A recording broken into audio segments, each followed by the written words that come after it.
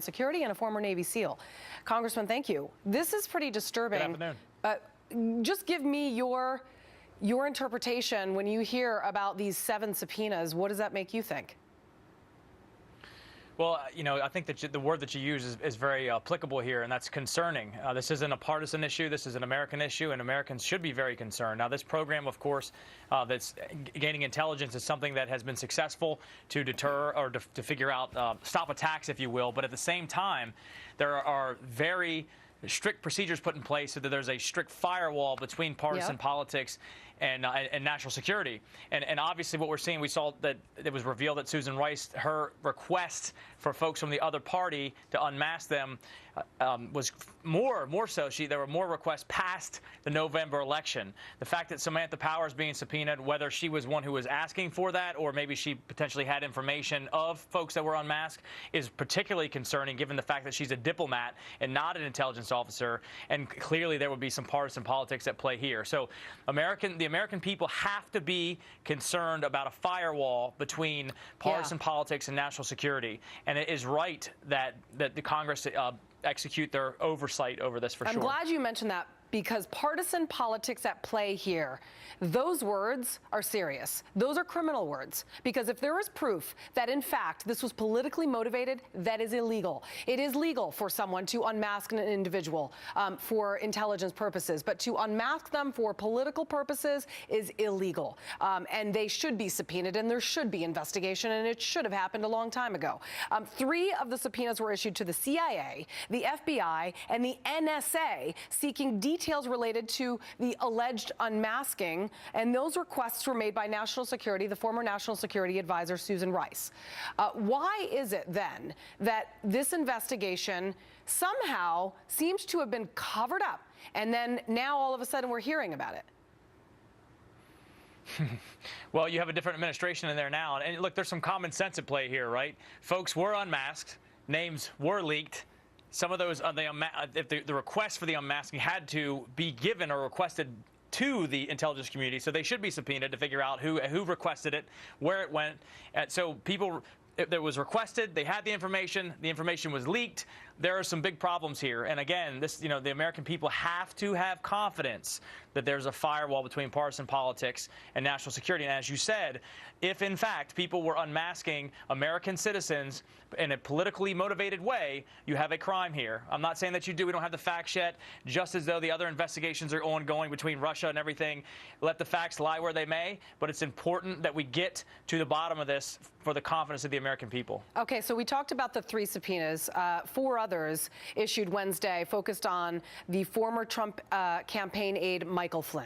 And that has obviously played into the former FBI Director James Comey and whether he will testify.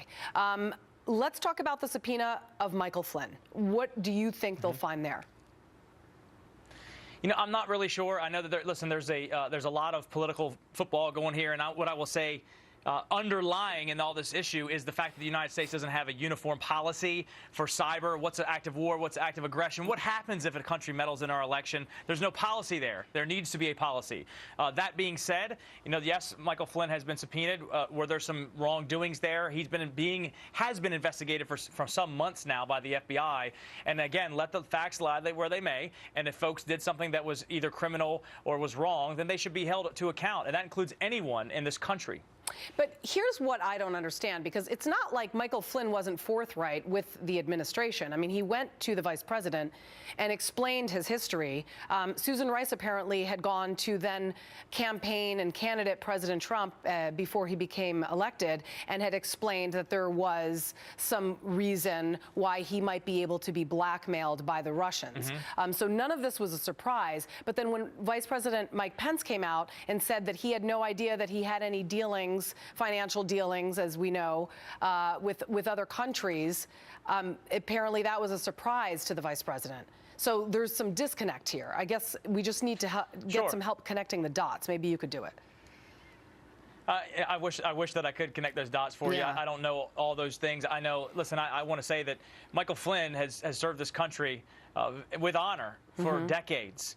So it's important to say that, and all these things that are happening, and his name's been smashed around in the press in many different ways, and partisan politics have gotten in play. But let's not forget that this man served this country very honorably for a very long time. So whatever, if there's an issue here and there's something that he needs to be held accountable for, okay, that will happen. But at the same time, that should not negate his service to this country. Absolutely, so, I agree. Yeah, there is some disconnect there, and I don't know exactly what that is, and neither does anybody else, quite frankly, on the other side of the other political party that's out there constantly talking about it. You know they don't what know else either. I also find to be a little unnerving is the fact that you've got the former Obama administration and officials like Susan Rice coming out saying that Michael Flynn's a bad guy. They've been keeping their eye on him. They didn't trust him, and they thought he was not going to be the right person for the job, but yet he had full security clearance under President Obama.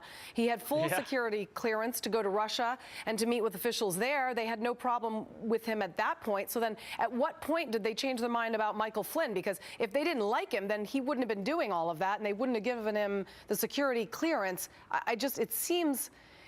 There's a lot of politics in play, and we just need to know, what are the motives behind them. It was revealed, and that's a good question. Listen, I don't think Susan Rice was good for the job that she was in. I don't agree with that whatsoever. I don't question her clearance. She was cleared. Okay, no problem. But, it has been revealed that she requested more unmasking and names and with a greater volume after the election.